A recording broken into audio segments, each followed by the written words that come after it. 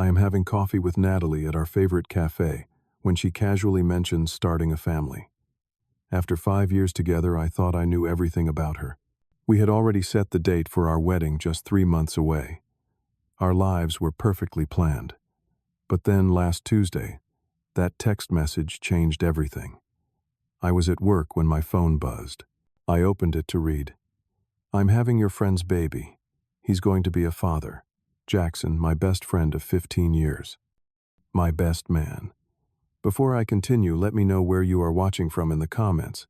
Hit like and subscribe, because this story of betrayal might have you questioning who you can trust. 4 years ago, I met Natalie at a barbecue hosted by our mutual friend Sophia. I was 28, then focused on my career as a software engineer, not looking for anything serious. But the moment I saw Natalie across the yard, something shifted inside me. She had this magnetic confidence, a dazzling smile that made everyone around her feel special. She approached me first, commenting on my vintage concert t-shirt, and we ended up talking for hours. Our first date was at a small jazz club downtown. I remember how naturally conversation flowed between us, how her laugh made me feel like I had known her my entire life. 2 weeks of dating turned into 2 months, then a year. Everything with Natalie felt right, like we were exactly where we were supposed to be. After 2 years together, we decided to move in. We found a cozy 2-bedroom apartment with a view of the park. Natalie decorated it perfectly, creating a space that felt completely ours. Living together only strengthened our relationship. Even our minor disagreements about dishes in the sink or temperature settings seemed insignificant compared to what we were building together. On our 3rd anniversary, I proposed at the same barbecue spot where we first met. I had arranged with Sophia to host another gathering, and when the sun began to set, I got down on one knee in front of our friends and family. Natalie cried, nodded yes before I could even finish asking. Everyone cheered as I slipped the ring on her finger, a moment that still felt like a dream. The next year was filled with wedding plans. We booked a beautiful garden venue for June, sent out invitations to 200 guests, and Natalie found her perfect dress. We talked about our future, constantly, how we would buy a house in the suburbs, start our family, grow old together. I had never been more certain about anything in my life. My career was taking off too. The software company I worked for had promoted me to senior developer, which meant more responsibility, but also better pay, perfect timing for starting our married life. Natalie was thriving as a marketing executive, often talking about her campaigns with genuine passion that I admired. Our social circle was tight-knit, but Jackson held a special place. He had been my best friend since high school, standing by me through my parents' messy divorce, pushing me through college when I wanted to quit. There was never a question that he would be my best man. He and Natalie got along well from the beginning, though looking back there were signs I should have noticed. Natalie was naturally flirtatious. I never thought much of it, seeing it as part of her outgoing personality. She was the type to touch people's arms when she talked, to remember personal details that made everyone feel important. People gravitated toward her, especially men, but I trusted her completely, maybe too completely.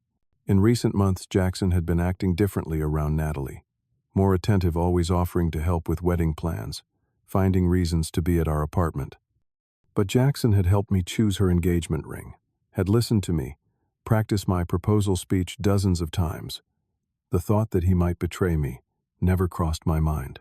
My job required occasional travel, sometimes for a week at a time.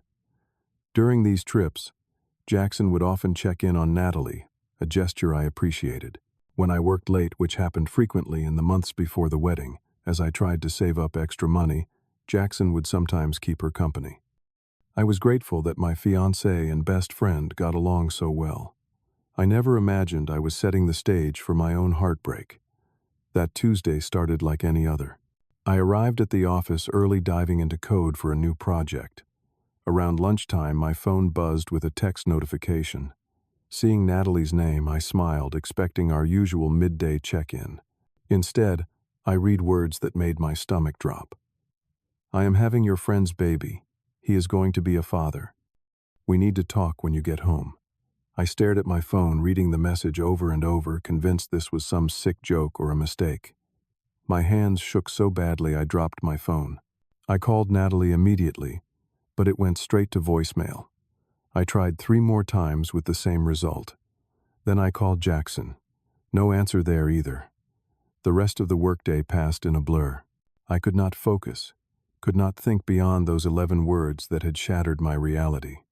My supervisor noticed something was wrong and told me to take the rest of the day off. The 20-minute drive home felt like hours. My mind raced with questions, with scenarios, with desperate hopes that there was an explanation that would not destroy everything I thought I knew about my life. When I arrived home, Natalie was in our bedroom, calmly packing a small suitcase. She looked up when I entered, her expression unnervingly composed.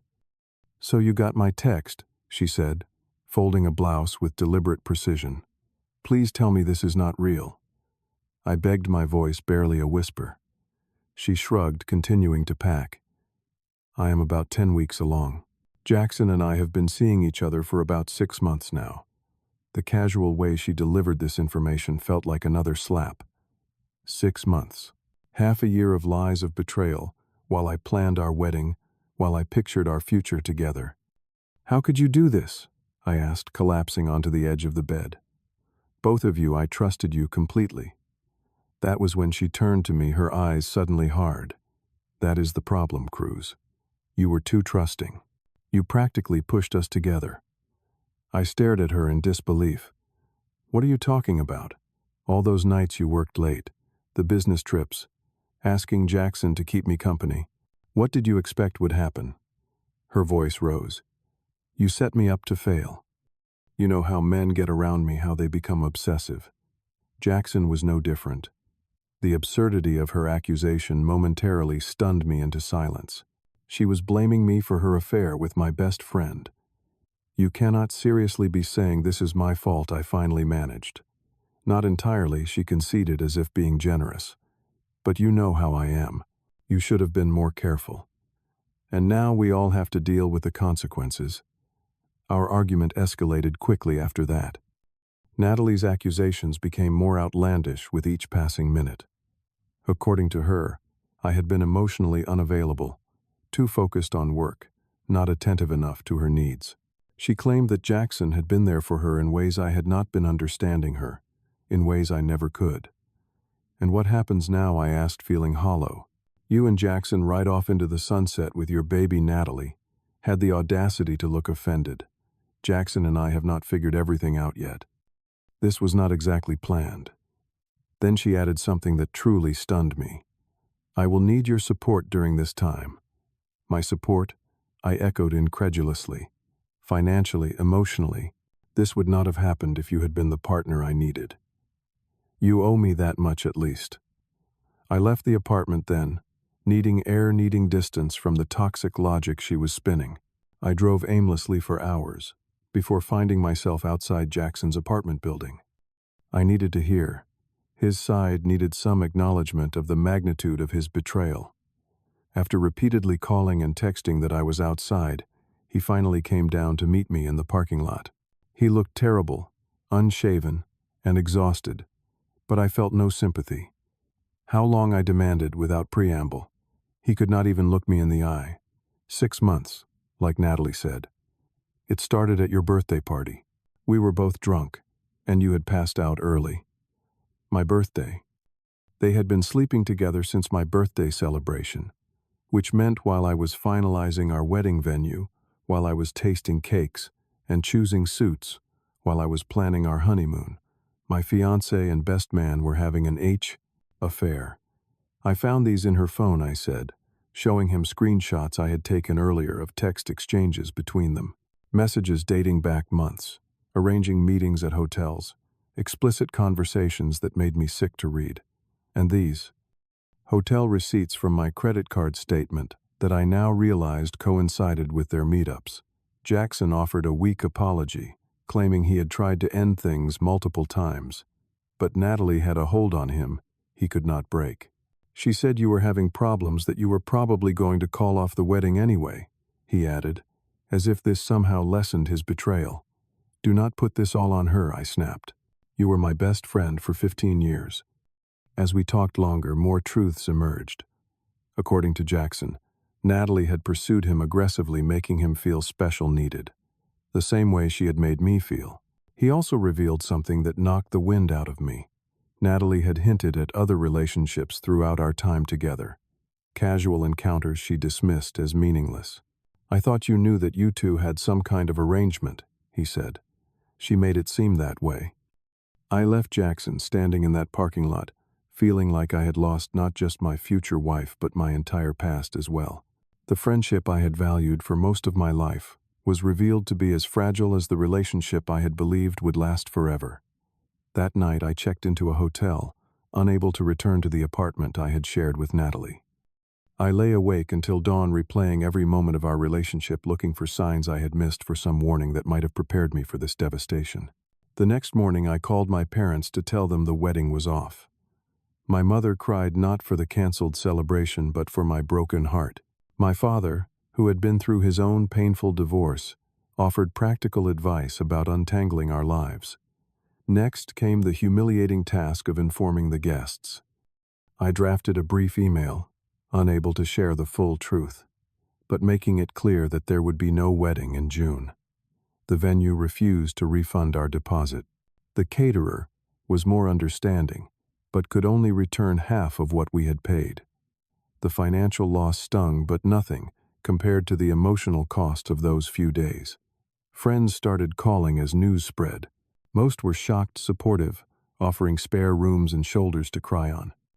But a few people I had considered close suggested I should try to work things out with Natalie. "Relationships go through rough patches," one friend said. "Maybe you can forgive her for the sake of the baby." Their words made me question myself. Was I overreacting? Was there a world where I could move past this betrayal? The fact that I even considered these questions showed how deeply Natalie's manipulation had affected me. I stayed at the hotel for a week, barely eating, calling in sick to work. When I did finally return to the office, I could not focus. Tasks that had once been second nature now required immense concentration. My supervisor was patient, but concerned, suggesting I take some personal leave to sort things out. During this time, Natalie launched what I can only describe as a campaign of manipulation. Her texts swung wildly between accusation and pleading. One moment, she was telling me I had forced her into Jackson's arms. The next, she was saying she had made a terrible mistake and wanted to fix things. She began posting on social media subtle messages portraying herself as the victim of circumstances beyond her control. Mutual friends started reaching out to me, repeating Natalie's version of events, suggesting I had been cold, distant, neglectful. I realized she was systematically turning people against me. Then her parents called. They had always been kind to me, and I had looked forward to having them as in-laws. Now her father was on the phone, awkwardly suggesting that regardless of personal issues, I had a responsibility to support Natalie during her pregnancy. "The baby is not mine," I reminded him, the words still painful to say aloud. "But you and Natalie were planning a life together," her mother chimed in on speakerphone. "Surely you still care about her well-being." Their call was followed by an email from Natalie, detailing her expectations, continued financial support, until she got back on her feet, her name remaining on our apartment lease, though she was staying with a friend, and her keeping the solid engagement ring, which had belonged to my grandmother. The final straw came when she called to inform me she was consulting a lawyer about possible claims to our shared property and assets. "I gave you 4 years of my life," she said. "I deserve compensation for that time." I hit rock bottom that night. Alone in the apartment we had once shared, surrounded by evidence of our life together, her wedding dress still hanging in the spare room closet. I found myself holding my phone thumb, hovering over her number seriously, considering calling her, taking her back, accepting the situation just to end the pain of being without her. That was when my phone rang, an unknown number. I answered without thinking, and a woman's voice I did not immediately recognize asked if I was Cruz. "This is Amanda," she said, "Jackson's ex-girlfriend from college. We met a few times at parties." I vaguely remembered her, A quiet biology major Jackson had dated for nearly 2 years before they broke up under circumstances he had never fully explained. "I heard about what happened from mutual friends," she continued, "and there is something you should know about Natalie." Amanda and I met for coffee the next morning. She looked nervous, but determined as she slid into the booth across from me. "Jackson and I did not just drift apart like he probably told you," she began without preamble. "We broke up because he cheated on me with a woman who was engaged to his friend." I felt a cold certainty settle over me, even before she continued. That woman was Natalie. She was engaged to a guy named Troy who was in Jackson's study group. The same thing happened. The affair, the pregnancy announcement, her blaming Troy for being too trusting, demanding his support because it was partly his fault for introducing them. Amanda showed me old social media posts confirming her story. There was Natalie, 4 years younger but unmistakable in photos, with a man I did not recognize. They looked happy just as Natalie and I had. There were engagement announcements, then suddenly, nothing. The timeline matched exactly when Natalie would have met Jackson shortly before she entered my life. "What happened to the baby?" I asked, already suspecting the answer. "There never was one," Amanda said quietly. "The pregnancy was a manipulation tactic. When Troy completely cut her off and Jackson realized what kind of person she was, she claimed she lost it. But a mutual friend who works in healthcare confirmed she was never pregnant at all." That conversation with Amanda was like having scales fall from my eyes. For the first time, I saw Natalie's manipulation clearly recognize the patterns of behavior I had excused or overlooked. I understood that I was just the latest victim in her cycle of deception. The next day, I met with a lawyer to discuss protecting my assets and formally breaking all ties with Natalie. She advised me on the apartment lease, the returned wedding gifts, and ensuring Natalie could make no claims on my finances. She also suggested I document all communication with both Natalie and Jackson in case their behavior escalated. True friends rallied around me during this time. My coworker, Derek, offered his spare room until I found a new place. My childhood friend Marcus flew in from Chicago just to help me pack up the apartment. Sophia, who had introduced Natalie and me, was devastated by her role in what happened, but proved her loyalty by standing firmly by my side, despite Natalie's attempts to turn her. With their support, I made the decision to completely cut ties with both Natalie and Jackson. I blocked their numbers, removed them from all social media, and informed mutual friends that I did not want updates about either of their lives. Some people called this extreme, but I recognized it as necessary for my healing. The next weeks were focused on practical steps forward. I formally canceled all wedding arrangements, forfeiting deposits, but finding closure in each vendor, crossed off the list. I found a smaller apartment across town, a fresh start in a building neither Natalie nor Jackson had ever visited. I threw myself into making this new space completely mine, a physical representation of my independence. I also focused on self-care in ways I never had before. I started therapy, joined a gym, took up rock climbing, a hobby I had always been interested in, but Natalie had dismissed. I reconnected with old friends who had somehow fallen by the wayside during my relationship. Slowly, I began to recognize myself again, the person I had been before Natalie had shaped my life to fit her needs. 3 months after the text that had changed everything, I ran into Natalie at a restaurant. I was there with coworkers celebrating a successful project launch. She was alone at the bar, and she approached our table with the confidence of someone who expected to be welcomed. "Cruz," she said, as if we had parted on good terms. "You look good. Can we talk privately?" Something about her seemed desperate beneath the polished exterior. Later, I would learn that Jackson had left her after confirming with a private investigator that she had been seeing multiple people throughout their relationship, that she had been fired from her job for inappropriate behavior with a client, that she was struggling financially without my support. I agreed to speak with her briefly outside. Once alone, she immediately launched into her practiced routine of blame and manipulation. "You abandoned me when I needed you most," she accused. "After everything we meant to each other, you just walked away without a second thought. You still owe me, Cruz. 6 months earlier, her words would have cut deep. But now I saw them for what they were: attempts to control and manipulate, to rewrite reality, to make herself the victim. I owe you nothing, Natalie, I said calmly.